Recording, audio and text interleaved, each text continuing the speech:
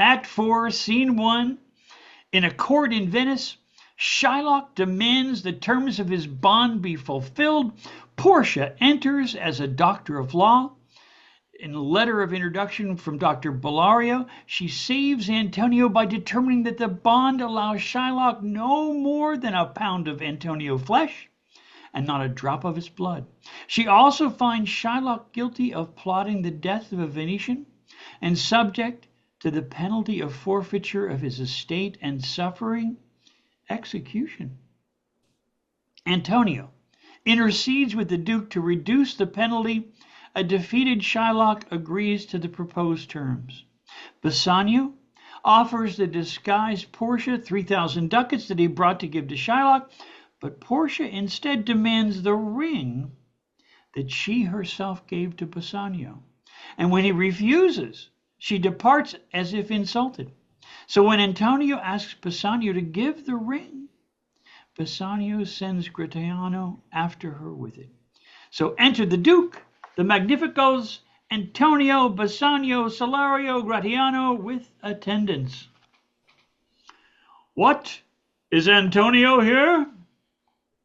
Ready, so please your grace.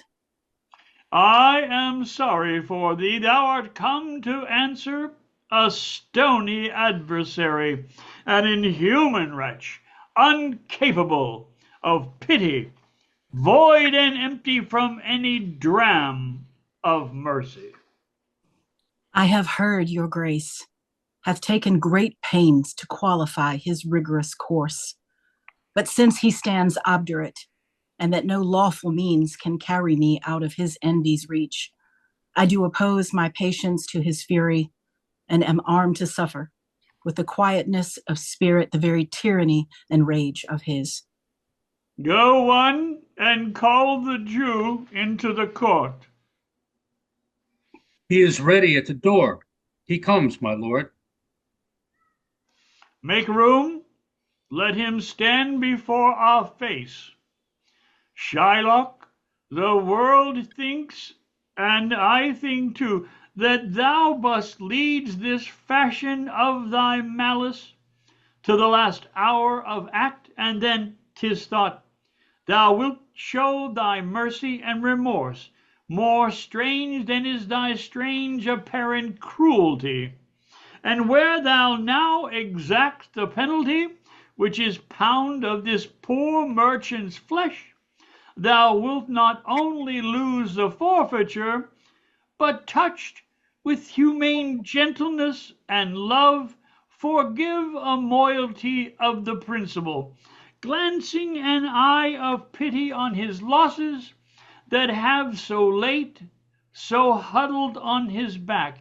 Enow, to press a royal merchant down and pluck commiseration of his state from brassy bosom and tough hearts of flint, from stubborn Turk and Tartar never trained to office of tender courtesy. We all expect a gentle answer, Jew. I have informed your grace of what I purpose, and by our holy Sabbath have I sworn to have the due and forfeit of my bond. If you deny it, let the danger light upon your charter and your city's freedom. You ask me why I rather choose to have a weight of human flesh than to receive 3,000 ducats. I'll not answer that, but say it is my humor. Is it answered? What if my house be troubled by a rat, and I be pleased to give 10,000 ducats to have it killed? What, are you answered yet? Some men there are love not a gaping pig, some that are mad if they behold a cat, and others, when the bagpipe sings in the nose, cannot contain their urine. For affection, mistress of passion, sways it to the mood of what it likes, or loathes. Now for your answer. As there is no firm reason to be rendered, why he cannot abide a gaping pig, why he, a harmless necessary cat, why he, a woolen bagpipe, but of force, must yield to such inevitable shame as to offend, himself being offended. So can I give no reason, nor will I not. More than a lodged hate and a certain loathing I bear Antonio, that I follow thus this losing suit against. Are you answered? This is no answer, thou unfeeling man, to excuse the current of thy cruelty. I am not bound to please you with my answers. Do all men kill the things they love? They do not. Hates any All men. man. Yes. Hates any man the thing he would not kill. Every offense is not a hate at first. What? Would you have a serpent sting you twice? I pray you, think you question with the Jew? You may as well go stand upon the beach and bid the main flood bait his usual height. You may as well use question with the wolf, why he hath made the ewe bleat for the lamb. You may as well forbid the mountain pines to wag their high tops and to make no noise when they are threatened with the gusts of heaven. You may as well do anything most hard as seek to soften that. Than which what's harder, his Jewish heart? Therefore I do beseech you, make no more offers, use no farther means, but with all brief and plain conveniency, let me have judgment, and the Jew his will. For thy 3,000 ducats, here is 6. If every ducat in 6,000 ducats were in 6 parts, and every part a ducat, I would not draw them. I would have my bond. How shalt thou hope for mercy, rendering none? What judgment shall I dread, doing no wrong? You have among you many a purchased slave, which, like your asses and your dogs and mules, you use in abject and in slavish parts, because you bought them. Shall I say to you, let them be free, marry them to your heirs? Why sweat they under burdens? Let their beds be made as soft as yours, and let their palates be seasoned with your food. You will answer, the slaves are ours. So do I answer you. The pound of flesh which I demand of him is dearly bought. 'Tis mine. 'Tis mine. It is mine, and I will have it. If you deny me, fie upon your law. There is no force in the decrees of Venice. I stand for judgment. Answer. Shall I have it? Upon my power, I may dismiss this court, unless Bellario, a learned doctor whom I have sent for to determine this, come here today. My lord, here stays without a messenger with letters from the doctor, new come from Padua. Bring me the letters. Call the messenger. Good cheer, Antonio. What, man, courage yet? The Jew shall have my flesh, blood, bones, and all, ere thou shalt lose from me one drop of blood. I am a tainted wether of the flock, meetest for death. The weakest kind of fruit drops earliest to the ground, and so let me. You cannot be better employed, Bassanio, than to live still and write mine epitaph. Enter Nerissa, disguised as the lawyer's clerk. Come you from Padua? From Bellario? From both, my lord. Bellario greets your grace. Hands him a paper which he reads aside, while Shylock sharpens his knife on the sole of his shoe. Why dost thou whet thy knife so earnestly? To cut the forfeiture from that bankrupt there. Not only thy soul, but on thy soul, harsh Jew, thou makest thy knife keen. But no metal can, no, not the hangman's axe, bear half the keenness of thy sharp envy. Can no prayers pierce thee? No, none that thou hast wit enough to make. O be thou damned inexecrable dog, and for thy life let justice be accused.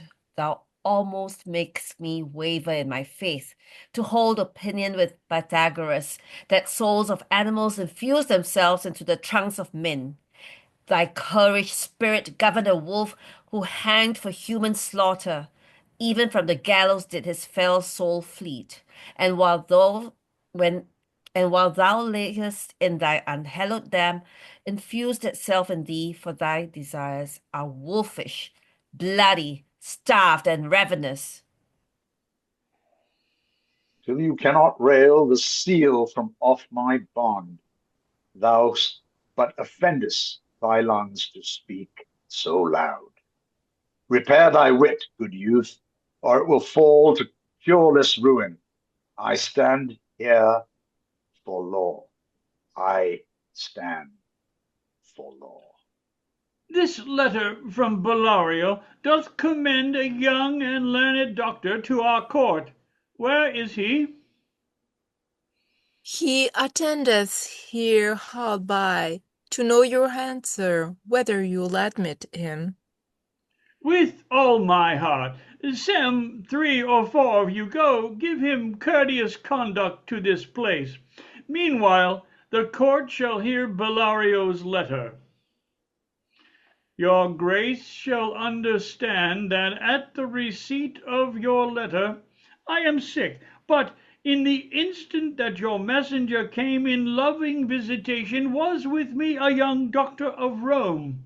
His name is Balthazar.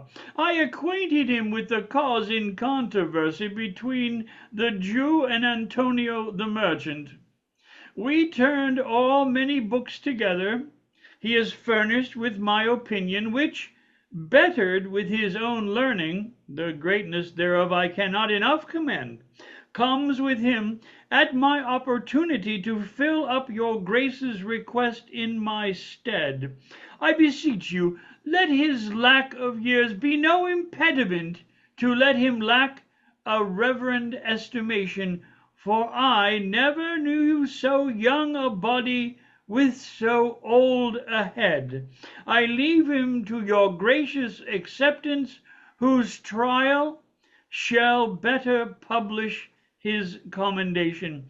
You hear what the learned Bellario writes. Enter Portia for Balthazar, disguised as the doctor of law with attendants. And I here take it the doctor comes. Give your hand. Come, you from old Bellario? I did, my lord. You are welcome. Take your place. Are you acquainted with the difference that holds this present question at the court? I am informed thoroughly of the cause. Which is the merchant here, and which the Jew? Antonio and old Shylock, please, both stand forth. Is your name Shylock? Shylock is my name.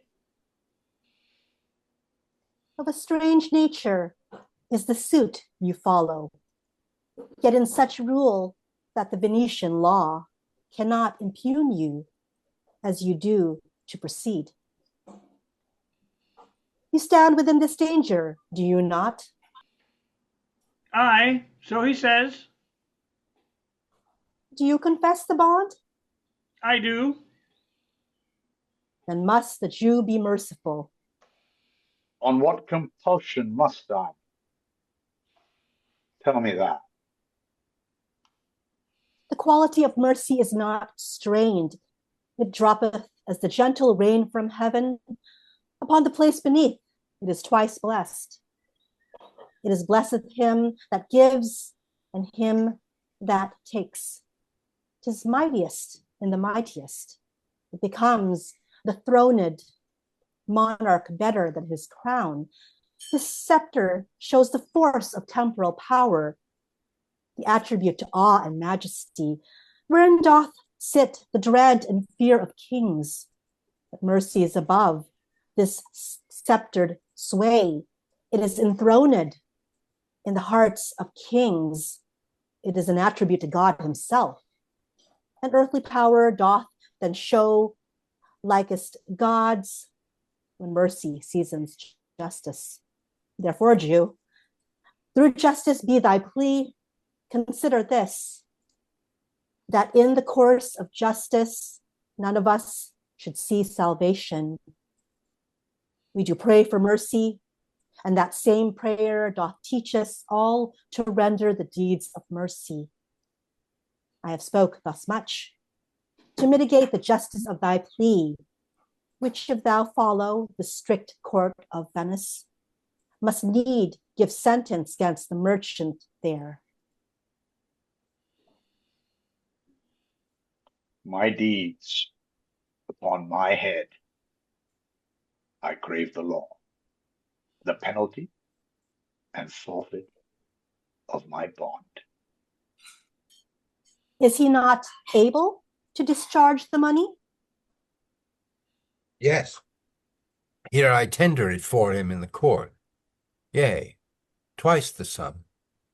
If that will not suffice, I will be bound to pay it 10 times o'er, on forfeit of my hands, my head, my heart. If this will not suffice, it must appear that malice bears down a truth. And I beseech you, rest once the law to your authority, to do a great right, do a little wrong, and curb this cruel devil of his will. It must not be. There is no power in Venice can alter a decree established. 'Twill be recorded for a president, and many an error by the same example will rush into the state. It cannot be. Daniel, come to judgment. Yea, Daniel, O wise young judge, how I do honor thee. I pray you let me look upon the bond. Most reverend doctor, here it is. Shylock, there's thrice thy money offered thee. An oath. An oath. I have an oath in heaven. Shall I lay perjury upon my soul? No, not for Venice. Why, this bond is forfeit, and lawfully by this the Jew may claim a pound of flesh to be by him cut off. Nearest the merchant's heart, be merciful, take thrice thy money. Bid me tear the bond. When it is paid, according to the tenor. It doth appear you are a worthy judge. You know the law. Your exposition hath been most sound. I charge you by the law, whereof you are a well-deserving pillar. Proceed to judgment. By my soul, I swear there is no power in the tongue of man to alter me. I stay here on my bond. Most heartily I do beseech the court to give the judgment. Why then, thus it is. You must prepare your bosom for the knife. O noble judge, O excellent young man, For the intent and the purpose of the law hath full relation to the penalty, which here appeareth due upon the bond. It is very true. O wise and upright judge, how much more elder art thou than thy looks? Therefore, lay bare your bosom. Aye, his breast, so says the bond. Doth it not, noble judge? Nearest his heart. Those are the very words. It is so, and they are balanced here to weigh the flesh. I have them ready. Have by some surgeon, Shylock, on your charge to stop his wounds, lest he do bleed to death. Is it so nominated in the bond? It is not so express, but what of that? 'Twere good you do so much for charity. I cannot find it. It is not in the bond. You, merchant, have you anything to say? But little. I am armed and well prepared. Give me your hand, Bassanio, fare you well.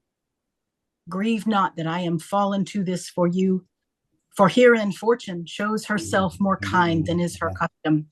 I'll call you back. It is still her use to let the wretched man outlive his wealth, to view with hollow eye and wrinkled brow an age of poverty, from which lingering penance of such misery doth she cut off. Commend me to your honorable wife.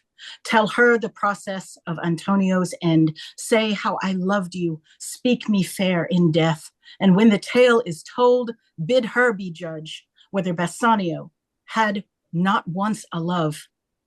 Repent, but you that shall you lose your friend, and he represents not that he pays your debt. For if the Jew do cut but deep enough, I'll pay it presently with all my heart. Antonio, I am married to a wife, which is as dear to me as life itself. But life itself, my wife, and all the world are not with me esteemed above thy life. I would lose all. I sacrifice them all here to this devil to deliver you. Your wife would give you little thanks for that. If she were by and to hear you make the offer. I have a wife who I protest I love. I would she were in heaven, so she could entreat some power to change this courage Jew.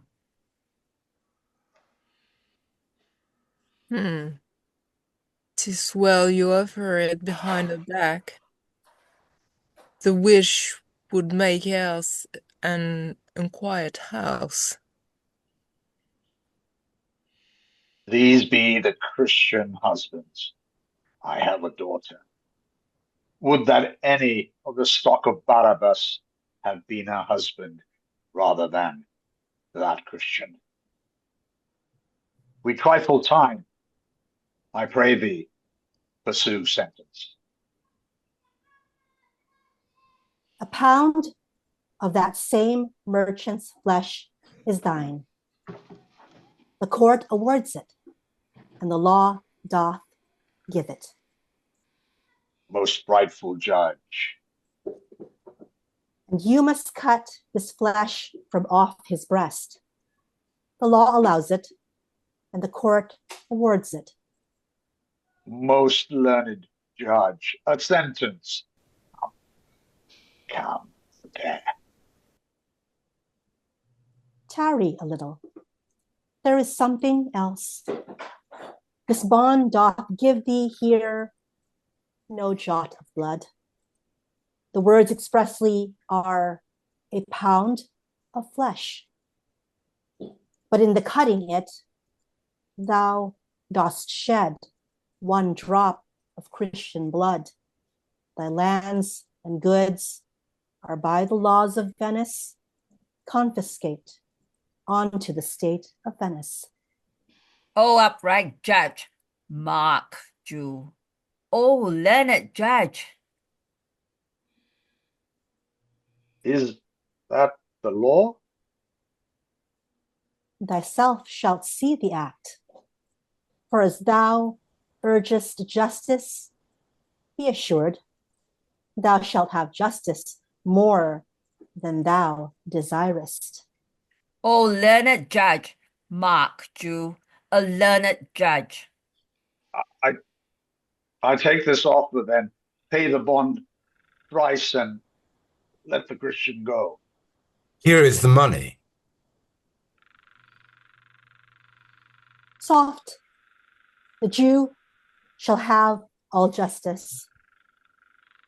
Soft, no haste, he shall have nothing but the penalty. O Jew, an upright judge, a learned judge. Therefore prepare thee to cut off the flesh.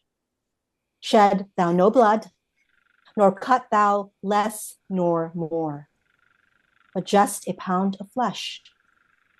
If thou takest more or less than just a pound, be it but so much as make it light or heavy in the substance, or the division of the 20th part of one's poor scruple, nay, if the scale do turn, but in the estimation of a hair, thou diest, and all thy goods are confiscate.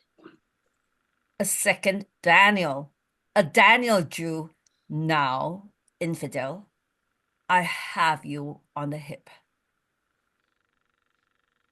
Why doth the Jew pause? Take thy forfeiture. Give me my principal and let me go. I have it ready for thee. Here it is. He hath refused in the open court. He shall have merely justice and his bond. A Daniel still, say I, a second Daniel. I thank thee, Jew, for teaching me that word. Shall I not have barely my principal? Thou shalt have nothing but the forfeiture, to be so taken at thy peril, Jew. Why, the devil give him good of it. I'll stay no longer. Tarry, Jew. The law hath yet another hold on you. It is enacted in the laws of Venice. If it be proven against an alien that by direct or indirect attempts he seeks the life of any citizen, the party against the which he doth contrive shall seize one half of his goods. The other half comes to the privy coffer of the state, and the offender's life lies in the mercy of the Duke only, against all other voice. In which predicament, I say, thou standest, for it appears by manifest proceeding that indirectly and directly too, thou hast contrived against the very life of the defendant, and thou hast incurred the danger formerly by me rehearsed, down therefore and beg mercy of the Duke. Beg that thou mayest have leave to hang thyself, and yet, thy wealth being forfeit to the state, thou hast not left the value of a cord. Therefore thou must be hanged at the state's charge. That thou shalt see the difference of our spirit, I pardon thee thy life before thou ask it. For half thy wealth it is Antonio's, the other half comes to the general state, which humbleness may drive unto a fine. Aye, for the state, not for Antonio. Nay, nay, take my life and all. Pardon not that. You take my house when you do take the prop that does sustain my house. You take my life when you do take the means whereby I live. What mercy can you render him, Antonio? A halter gratis, nothing else, for God's sake. So please my lord the Duke and all the court, to quit the fine for 1/2 of his goods I am content. So he will let me have the other half in use to render it upon his death unto the gentleman that lately stole his daughter. 2 things provided more, that for this favor he presently become a Christian.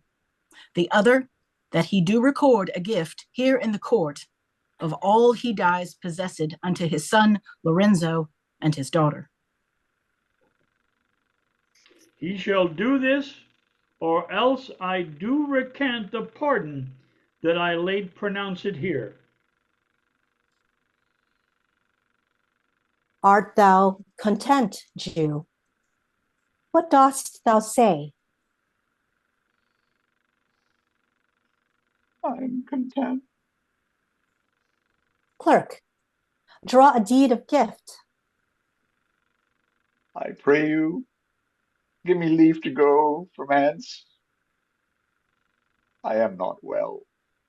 Send the deed after me, and I will sign it.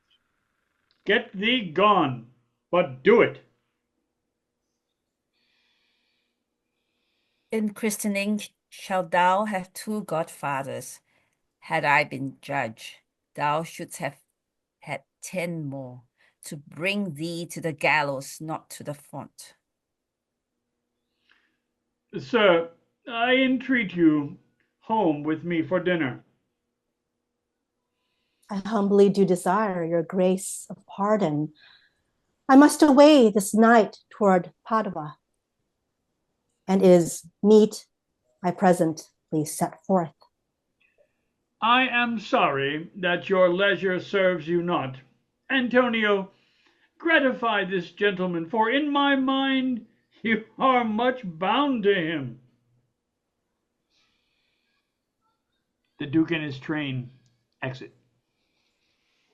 Most worthy gentlemen, I and my friend have by your wisdom been this day acquitted of grievous penalties, in lieu whereof 3,000 ducats due unto the Jew, we freely cope your courteous pains withal. And stand indebted over and above in love and service to you evermore. He is well paid, that is well satisfied, and I, delivering you, am satisfied, and therein do account myself well paid. My mind was never yet more mercenary.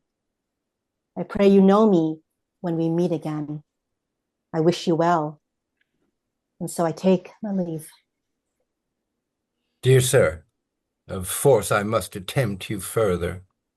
Take some remembrance of us as a tribute, not as fee. Grant me 2 things, I pray you, not to deny me, and to pardon me. You press me far, and therefore I will yield. Give me your gloves. I'll wear them for your sake. And for your love, I'll take this ring from you. Do not draw back your hand. I'll take no more. And you in love shall not deny me this. This ring? Good sir, alas, it is a trifle. I will not shame myself to give you this. I will have nothing else, but only this. And now methinks I have a mind to it. There's more depends on this than on the value. The dearest ring in Venice will I give you, and find it out by proclamation. Only for this, I pray, you pardon me. I see, sir. You are liberal in offers. You taught me first to beg, and now, methinks, you teach me how a beggar should be answered. Good sir, this ring was given me by my wife, and when she put it on, she made me vow that I should neither sell, nor give, nor lose it. That excuse serves many men to save their gifts. And if your wife be not a mad woman, and know how well I have deserved this ring, she would not hold out enemy forever for giving it to me. Well, peace be with you. Portia and Nerissa exit. My lord Bassanio, let him have the ring. Let his deservings and my love withal be valued against your wife's commandment. Go, Gratiano, run and overtake him. Give him the ring, and bring him, if thou canst, unto Antonio's house. Away, make haste. Come, you and I will thither presently, and in the morning early will we both fly toward Belmont. Come, Antonio. Act 4, Scene 2. Gratiano gives the disguised Portia Bassanio's ring. Nerissa decides to obtain from Gratiano the ring she had given him. Enter Portia and Nerissa, still in disguise. Inquire the Jew's house out. Give him this deed, and let him sign it. We'll away tonight, and be a day before our husband's home. This deed will be well welcome to Lorenzo. Enter Gratiano. Fair sir, you are well o'erturning. My lord Bassanio, upon more advice, has sent you here this ring, and doth entreat your company at dinner. That cannot be. His ring I do accept most thankfully, and so I pray you tell him. Furthermore, I pray you show my youth old Shylock's house. That will I do. Sir, I would speak with you. I'll see if I can get my husband's ring, which I did make him swear to keep forever. Thou mayest, I warrant. We shall have old swearing that they did give us the rings away to men, but we'll outface them and outswear them too. Away, make haste. Thou knowest where I will tarry. Come, good sir, will you show me to this house? Act 5, Scene 1. Portia and Nerissa return to Belmont, when Bassanio and Gratiano also return, bringing Antonio with them. Portia and Nerissa discover that their husbands have given away the rings. Antonio steps in and pleads with Portia to forgive Bassanio.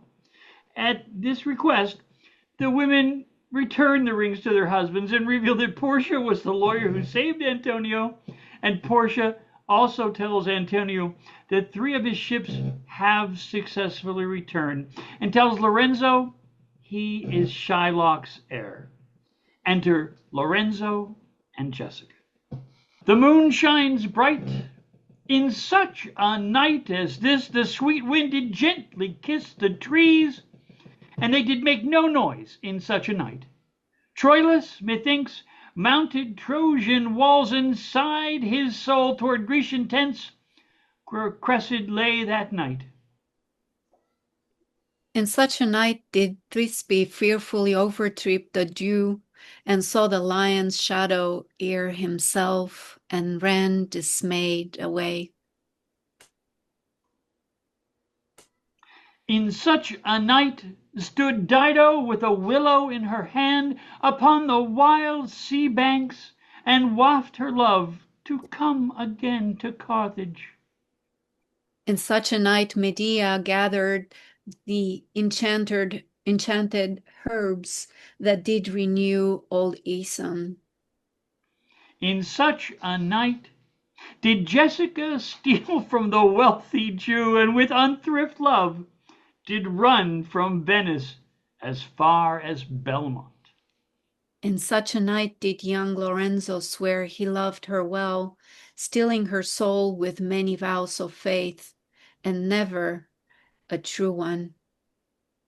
In such a night did pretty Jessica, like a little shrew, slender her love, and he forgave her. I would outnight you did nobody come, but hark, I hear the footing of a man. Enter Stefano, a messenger. Who comes so fast in silence of the night? A friend. A friend? What friend? You name, I pray you, friend. Stefano is my name, and I bring word my mistress will before the break of day be here at Belmont. She does stray about by holy crosses, where she kneels and prays for happy wedlock hours. Who comes with her? None but a holy hermit and her maid. I pray you, is my master yet returned? He is not, nor have we heard from him. But go we in, I pray thee, Jessica, and ceremoniously let us prepare some welcome for the mistress of the house. Enter Lancelet the clown. Sola, sola, wo ha ho, sola, sola. Who calls? Sola, did you see Master Lorenzo? Master Lorenzo, sola, sola. Leave hollowing, man. Here. Sola, where?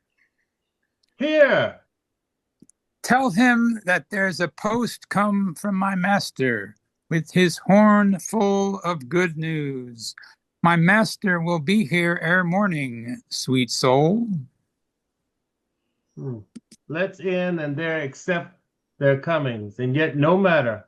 Why should we go in? My friend Stefano, signify, I pray you, within the house your mistress is at hand, and bring your music forth into the air. How sweet the moonlight sleeps upon this bank. Here we will sit and let the sounds of music creep in our ears. Soft stillness and the night become the touches of sweet harmony. Sit, Jessica. Look how the floor of heaven is thick inlaid with patterns of bright gold. There's not the smallest orb which thou beholdest, but in this motion like an angel sings, still choiring to the young-eyed cherubims. Such harmony is in immortal souls, but whilst this muddy vesture of decay doth grossly close it in, we cannot hear it. Enter Come, Stefano ho. and the musicians. Come, ho, and wake Diana with a hymn. With sweetest touches pierce your mistress' ear, and draw her home with music. I'm never merry when I hear sweet music. The reason is your spirits are attentive, or do but note a wild and wanton herd, or race of youthful and unhandled colts, fetching mad bounds, bellowing and neighing loud, which is the hot condition of their blood. If they but hear, perchance, a trumpet sound, or any air of music touch their ears, you shall perceive them make a mutual stand, their savage eyes turned to a modest gaze. By the sweet power of music, therefore the poet, did fade, the Orpheus drew trees, stones, and floods. Since thou so stockish, hard, and full of rage, but music for the time doth change his nature. The man that have no music in himself, nor is not moved with concord of sweet sounds. It fit for treasons, stratagems, and spoils, the motions of his spirit dull as night, and his affection dark as Erebus.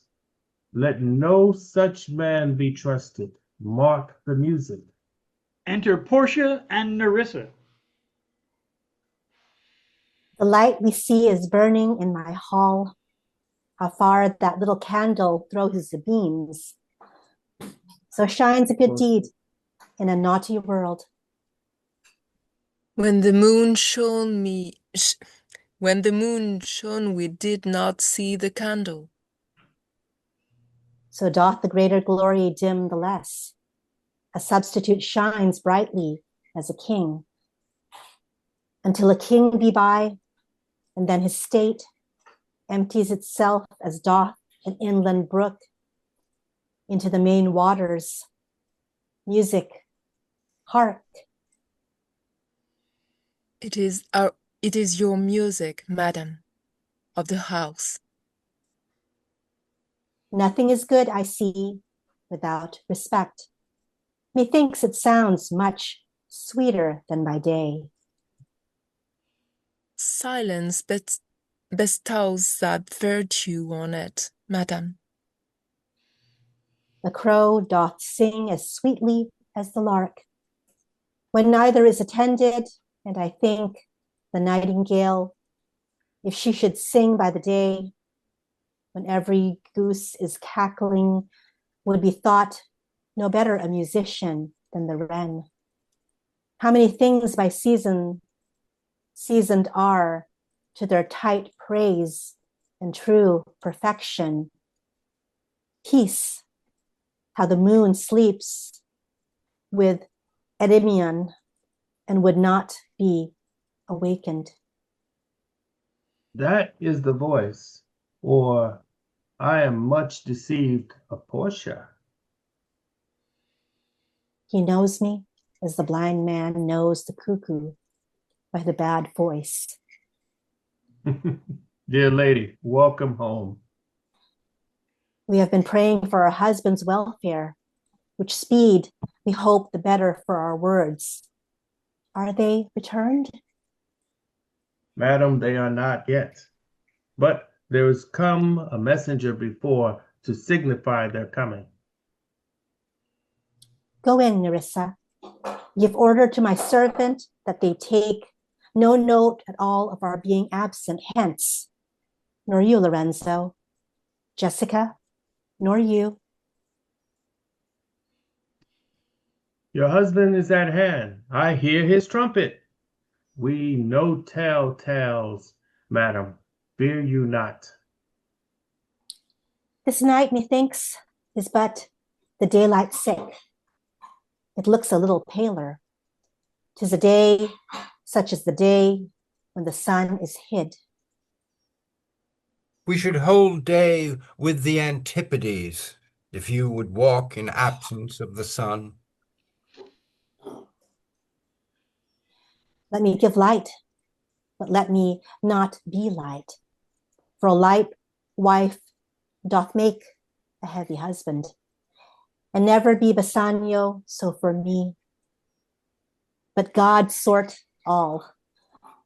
You are welcome home, my lord. I thank you, madam. Give welcome to my friend. This is the man, this is Antonio, to whom I am so infinitely bound. You should in all sense be much bound to him, for as I hear, he was much bound for you. No more than I am well acquitted of. Sir, you are very welcome to our house. It must appear in other ways than words. Therefore, I scant this breathing courtesy. By yonder moon, I swear you do me wrong. In faith, I gave it to the judge's clerk. Would he were guilt that had it for my part, since you do take it, love, so much at heart. A quarrel, ho? Already? What's the matter? About a hoop of gold, a paltry ring that she gave me, whose posy was for all the world like cutlass poetry upon a knife. Love me and leave me not. What talk you of the posy of the value? You swore to me when I gave it you that you would wear it till your hour of death, and that it should lie with you in your grave. Thought not for me, yet for your vehement oaths, you should have been respective and have kept it. Gave it a judge's clerk. No, God's my judge. The clerk would never wear hair on's face that had it. He will, and if he live to be a man. Aye, if a woman live to be a man. Now, by this hand, I gave it to a youth, a kind of boy, a little scrabbit boy, no higher than thyself, the judge's clerk, a prating boy that begged it as a fee. I could not for my heart deny it him. You were to blame. I must be plain with you. To part so slightly with your wife's first gift, a thing stuck on with oaths upon your finger, and so riveted with faith onto your flesh. I gave my love a ring and made him swear never to part with it. And here he stands. I dare be sworn for him he would not leave it, nor pluck it from his finger for the wealth of the world masters. Now in faith, Gratiano, you give your wife too unkind a cause for grief, and 'twere to be, I should be mad at it. Why, I were best to cut my left hand off and swear I lost the ring defending it. My lord Bassanio gave his ring away, and to the judge that begged it, and indeed deserved it too. And then the boy, his clerk, that took some pains in writing, he begged mine, and neither man nor master would take aught but the 2 rings.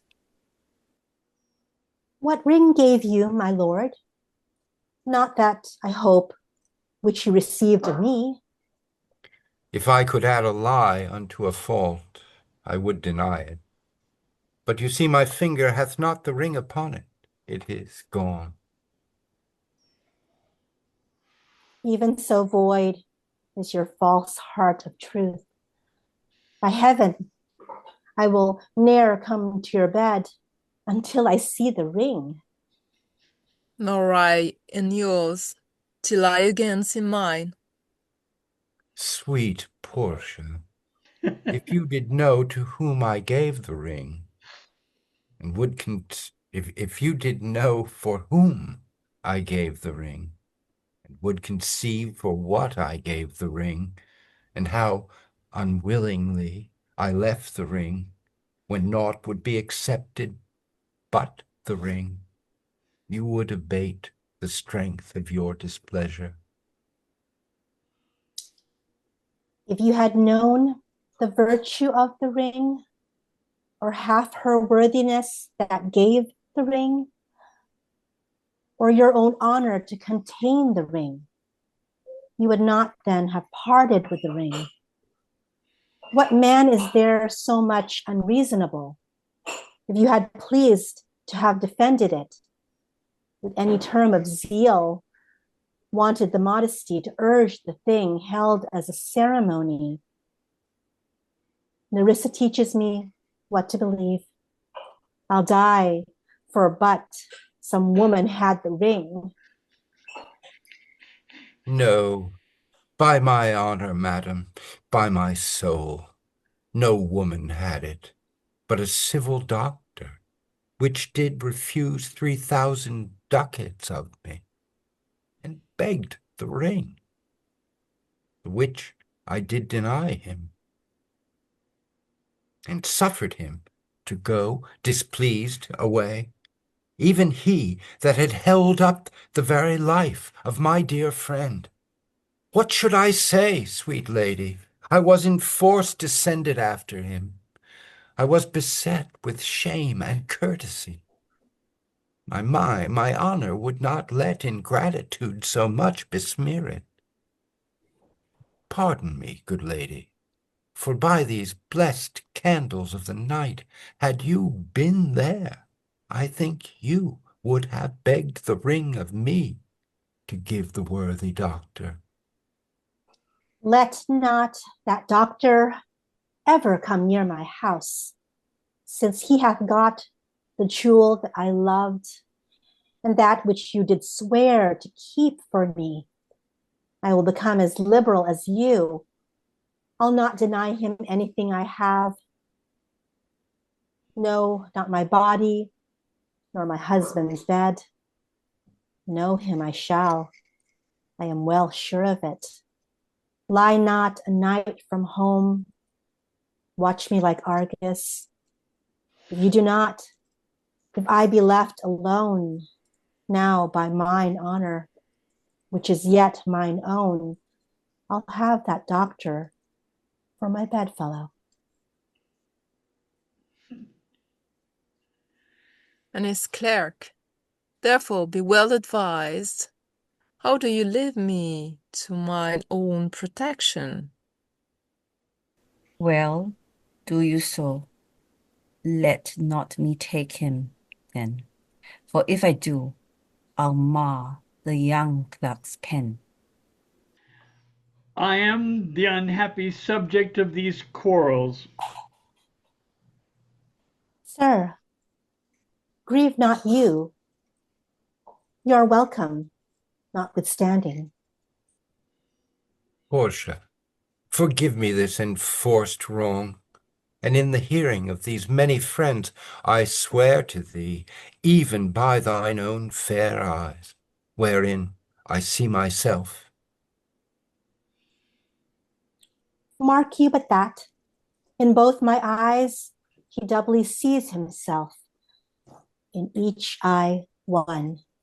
Swear by your double self, and there's an oath of credit. Nay, but hear me. Pardon this fault, and by my soul I swear I never more will break an oath with thee. I once did lend my body for his wealth, which, but for him that had your husband's ring, had quite miscarried. I dare be bound again, my soul upon the forfeit, that your lord will never more break faith advisedly. That you shall be his surety. Give him this, and bid him keep it better than the other. Here, Lord Bassanio, swear to keep this ring. By heaven, it is the same I gave the doctor. I had it of him. Pardon me, Bassanio, for by this ring the doctor lay with me. And pardon me, my gentle Gratiano, for that same scrap boy, the doctor's clerk, in lieu of this, last night did lie with me. Why? This is like the mending of highways in summer where the waves are fair enough. What are we cockles ere we have deserved it? Speak not so grossly. You are all amazed. Here is a letter. Read it in your leisure. It comes from Padua, from Bellario. There you shall find that Portia was the doctor. Nerissa there, her clerk. Lorenzo here shall witness I set forth as soon as you. And even but now returned. I have not yet entered my house. Antonio, You are welcome, and I have better news in store for you than you expect. Unseal this letter soon. There you shall find 3 of your argosies are richly come to harbor suddenly. You shall not know by what strange accidents I chanced on this letter. I am dumb. Were you the doctor? And I knew you not? Or you the clerk that is to make me cuckold? Aye, but the clerk that never means to do it, unless he live until be a man. Sweet doctor, you shall be my bedfellow. When I am absent, then lie with my wife. Sweet lady, you have given me life and living. From here I read for certain that my ships are safely come to road. How now, Lorenzo? My clerk hath some good comforts too for you. Hey, and I'll give him without a fee. There do I give to you and Jessica, from the rich Jew, a special deed of gift, after his death, of all he dies possessed of. Fair ladies, you drop manna in the way of starved people. It is almost morning, and yet I am sure you are not satisfied of these events at full. Let us go in and charge us there upon interrogatories, and we will answer all things faithfully. Let it be so. The first interrogatory that my Nerissa shall be sworn on is whether till the next night she had rather stay or go to bed now, being 2 hours today. But when the day come, I should wish it dark, till I were couching with the doctor's clerk. Well, while I live, I'll fear no other thing, so sore as keeping safe Nerissa's ring.